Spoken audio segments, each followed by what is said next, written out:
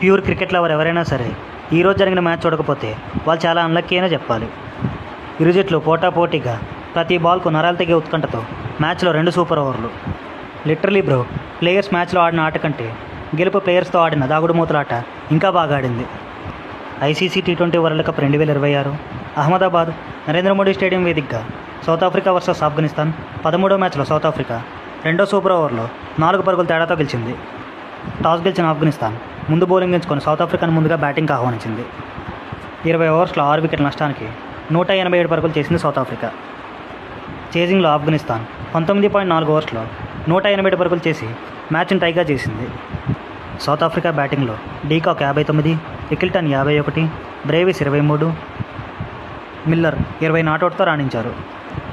ఆఫ్ఘనిస్తాన్ బౌలింగ్లో అజ్మతుల్లా 3, రషీద్ 2, ఫారూక్ 1 వికెట్ దక్కించుకున్నారు. చేజింగ్లో ఆఫ్ఘనిస్తాన్ గుర్బాజ్ 84,